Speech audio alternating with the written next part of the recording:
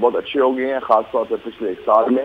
وہ جو ہمارے اقتصادی حوالے سے بھی بہت اچھا ہو گیا، بارڈر مارکیٹس کھل گئی ہیں ہمارے، ان کے بارڈر بھی کھلے ہیں. اور ایک اور چیز ہوئی ہے، سیکیورٹی حوالے سے بھی ہمارے جو ماضی میں غلط فہمیاں تھیں وہ بھی دور ہو گئی ہیں.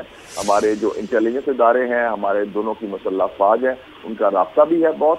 اور ساتھ ساتھ اب ایران کے انٹیلیجنس کے لوگ تربت میں ہیں، ہمارے انٹیلیجنس کے لوگ قائدان میں ہیں. اور جو ایک مشترکہ دشمن ہے ہمارا دہشت گردی اور علیحدگی پسند، ہم دونوں مل کے مقابلہ کر رہے ہیں. تو ایران کے ساتھ بڑی حالت کافی مختلف ہے. اور ایک اور امپورٹنٹ نئی ڈیولپمنٹ جو ہوئی ہے ایران کے حوالے سے، کہ ایران امریکہ جو خاموش مذاکرات چل رہے ہیں وہ آگے بڑھ رہے ہیں مثبت راستے میں.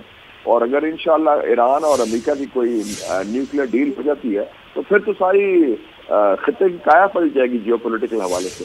پھر تو وہ جو اتنی جو کشیدگی ہے اس میں بہت زیادہ کمی آئے گی. اور آگے میں چین کو داد دیتا ہوں کہ انہوں نے ایران اور سعودی عربیہ کی صلح کرائی مارچ 2023 میں، جو ان کی مفاہمت ہوئی اور جو ان کی غلط فہمیاں تھی دور کرائی، اور وہ صلح قائم ہے. اور ابھی بھی آپ نے دیکھا کہ جو کنگ سلمان ہیں سعودی عربیہ کے، انہوں نے اپنے جو بیٹے ہیں خالد بن سلمان KBS جو وزیر دفاع ہے، ان کو بھیجا رہبر کے پاس، آیت اللہ العظمیٰ سید علی خامنئی صاحب کے پاس، اور ان کو بتایا کہ جی ہم آپ کے ساتھ کھڑے ہیں اور ہم چاہتے ہیں کہ آپ کے امریکہ کے ساتھ مذاکرات کامیاب. سر ایک بات مجھے اور سمجھائیے گا جو اس وقت میرے ذہن میں آ رہی ہے کہ 65 کی وار میں ہماری اسٹریٹجی یہ تھی کہ ہم نے پہلے ہی حملے میں بھرپور نقصان پہنچایا تھا بھارت کو. اس وقت جو حملے ہوئے مجھے توقع تو تھی بہت سخت جواب ہوگا، لیکن یہ میری توقعات سے بھی زیادہ مجھے نظر آ رہا ہے.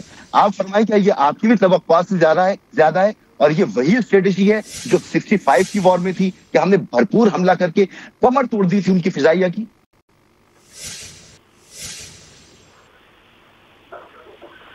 مجھے چند سال پہلے ایک ڈاکیومنٹری بنا رہے تھے ایئر فورس والے، پاکستان ایئر فورس کے جی، اور وہ اس میں MM عالم صاحب کے بارے میں تھا جو انہوں نے آپ کو یاد ہے 6 جہاز گرائے تھے ایک ہی راؤنڈ میں. تو میں نے اس میں ڈاکیومنٹری میں بھی کہا تھا کہ AAA Allah artillery and air force 65 Allah artillery اور ایئر فورس، یہ ہندوستان کے جارحیت کو پسپا کرنے میں. اور ایئر فورس کے حوالے سے اس وقت ایئر مارشل نور خان صاحب تھے، اس سے پہلے ایئر مارشل اسد خان صاحب تھے، دونوں بڑے ماشاءاللہ ہونہار اور باصلاحیت کمانڈر ان چیف. اور کمانڈر MM عالم صاحب تھے جو اوریجنلی مشرقی پاکستان جو اب بنگلہ دیش ہے ادھر سے تھے. انہوں نے ہمارے جہاز جڑائے اور 6 گرائے تھے. اور ہماری ایئر فورس نے ہمیشہ ڈیلیور کیا. اور آپ کو یاد ہے کہ سر وہ ان کا تعلق ٹھیک ہے بنگال سے ضرور تھا، لیکن سر وہ کراچی والے تھے، کراچی میں رہتے تھے اور کراچی میں ہی رہے. ہم فخر کرتے ہیں سر. ہاں وہ کراچی میں بالکل وفات بھی بری ہوئی تھی جی. تو اس حوالے سے وہ ہمارے وار ہیرو ہیں.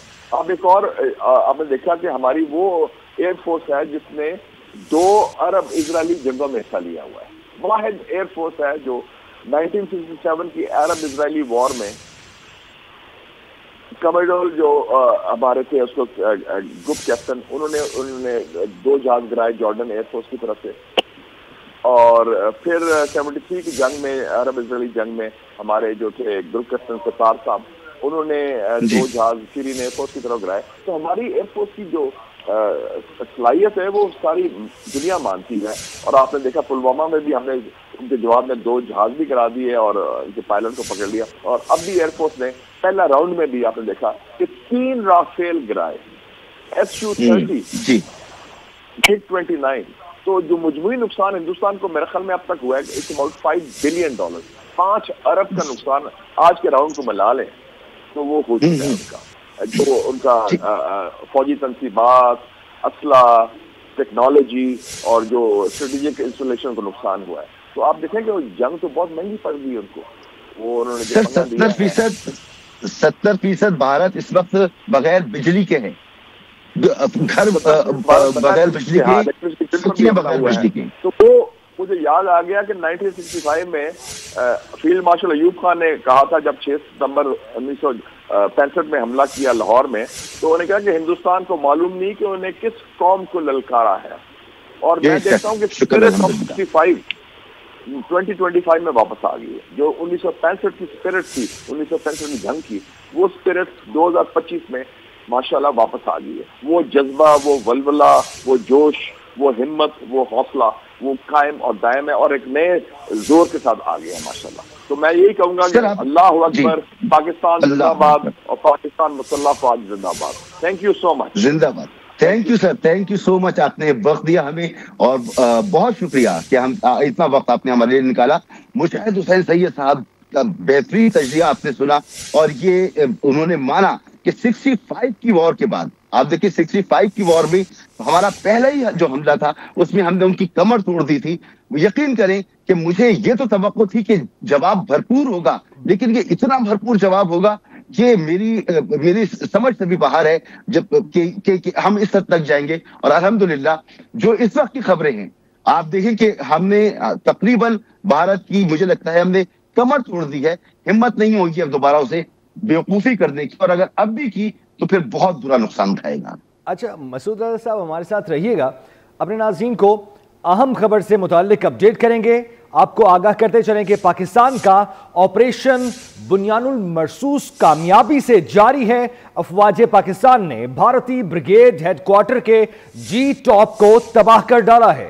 एयरबेस उधमपुर और पठानकोट में एयरफील्ड भी मलियामेट कर दी है।